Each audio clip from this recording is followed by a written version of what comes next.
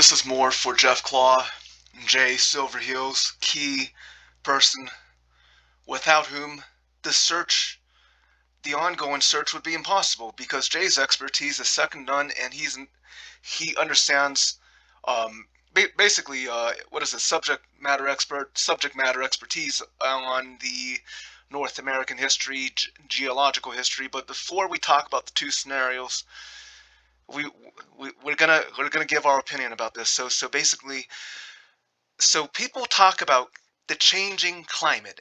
There's this whole hoopla about the changing climate, and to us, if it's real, what's the big deal about it? Because we're just going to take one case study. Maybe there's something really gravely bad if climate change is real, but look, when people say, if you take, like, parts of Florida, or Miami, or whatever those areas, and when they say, the saline water is going to go underneath the ground, it's going to swell up, or it's going to um, basically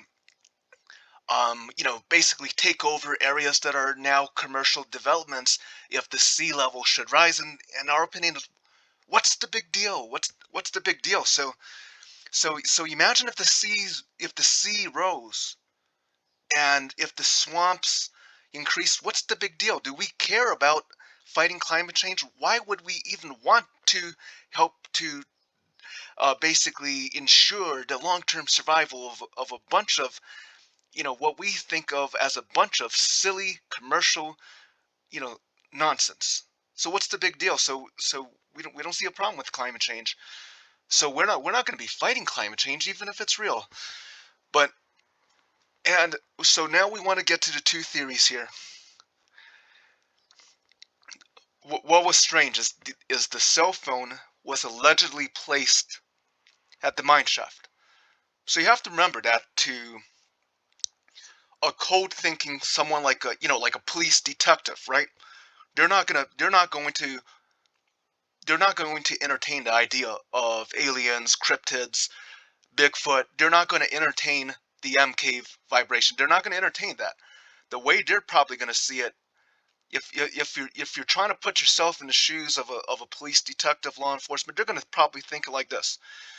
And so we should have wrote down notes. We just freestyle it all around. But basically, they're going to see it like this. They're probably going to see two scenarios, right? One is the hoax scenario. Basically, they'll probably think someone placed it there, staged it. That phone was intentionally meant to be seen. So you're gonna have two scenarios. Either, if you're a police detective, you're gonna think either it was scenario one, it was a hoax. Scenario two, you have a man that was potentially despondent based on some of the remarks of people who knew him maybe better than family, maybe not as well as family, but we don't know. But basically, if you believe, basically, the cell phone being placed at that shaft, it speaks two scenarios. Either it suggests it was meant to be found, it was meant to be found by whatever searchers, and it was meant to basically be a centerpiece of a staged disappearance. Or you have a situation where someone's despondent, basically, they on a very tragic, sad situation. If um, if it's a very serious, it would be a very tragic situation if he was despondent. If his idea was, what, I don't need my cell phone anymore. I'm dropping it here. Well, I'm leaving it all behind. We're not saying that it was necessarily just some tragic act of intentional self-harm. What if he was despondent? What if he left it all behind and, what, I don't need this anymore. Place it here, old familiar place. I'm going to go off with, no concrete plans to return, no concrete plans either way. So maybe there's kind of gray area where you have a man that was despondent, and he just left it all behind, and he just went off. He went off into those mountains. And whether or not someone can be alive and live off the land, that's probably unlikely. But he could have. So if If the phone was placed there, it could just be, some tragic situation of the mindset where he just left it all behind. He just went off, and the tragic outcome is that due to the environment, he would have perished somewhere. And now it's incumbent for searchers to recover him. And the most promising thing is to find that sidearm. He had a gun with him. Find that the gun is not going it wherever the gun fell, it's not going to be assumed by the elements. That thing is going to be as clear as one of those old mining tools that's going to be there forever. How long does it take for oxygen to rust, iron or metal? So that's, the gun is going to be there forever. So that's probably the most promising artifact. And, the macabre thing is that, remains, we might not find any remains. But why do we believe this was put there by Kenny? Look at how it's built. Everything that Kenny did was so well defined, well orderly. Any other random hiker, they would just put some, rocks, jumble them together. Look at the top rock. Look at the rock below the top rock, and look at the little side rock. This might be sentimental, but we think this is a work of art. We consider this a work of art, a treasured art by Kenny. This is the most fundamental and important part. Anyone who wants to solve a mystery, we can't think in black and white terms. So you have different scenarios. So for example, if the police are investigating, they're interviewing witnesses, right? So there could be multiple leads and multiple theories. So one lead doesn't negate the other lead. So at most, so you can say a potential lead might be a prime lead. Okay, so you can have potential suspect, maybe a witness might become a suspect eventually. But basically, you're going to have different leads, right? So basically, what if the CCTV theory?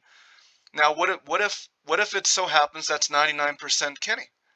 Okay, or maybe the search and recovery scenario might have 1% chance or less, but as long as it remains a potential cold lead or potential hot lead, then as long as it's a potential lead, then it has to be investigated. Because what if?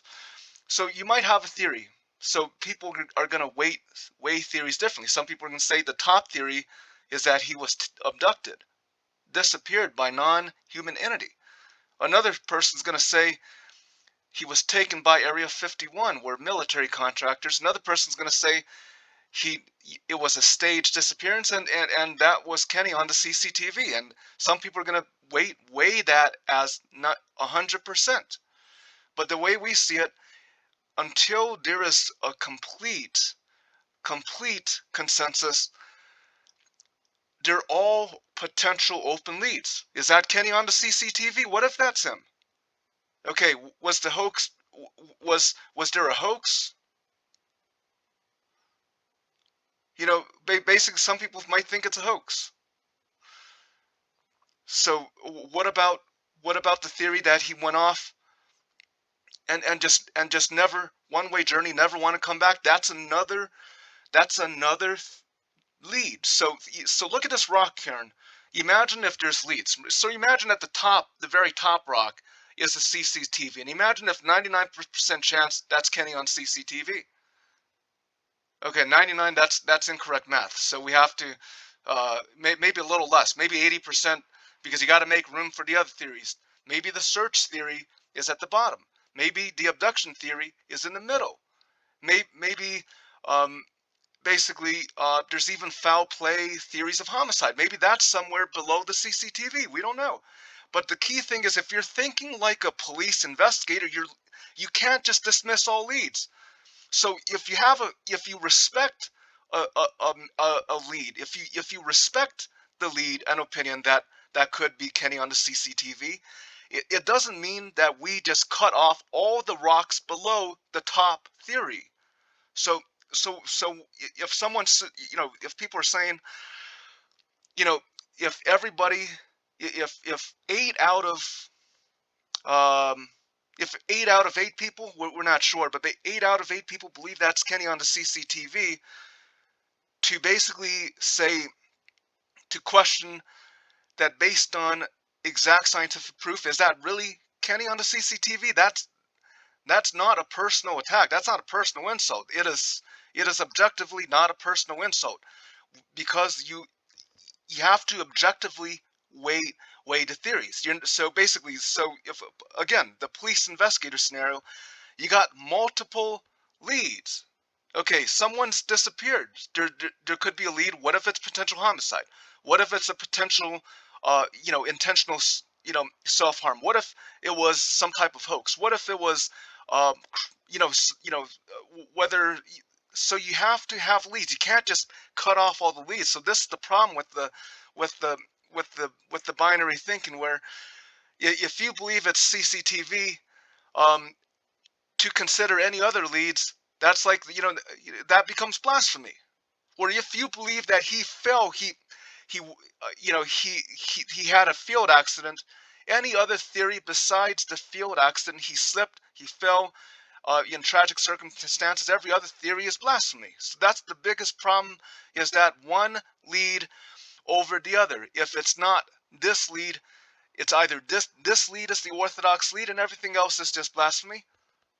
Okay, but in reality, we have to consider all leads, because if you don't consider all leads, we're not gonna solve this mystery unless we consider all leads. So could it be a hoax? That if that's a lead, we have to consider whether it was a hoax, whether that's Kenny on CCTV.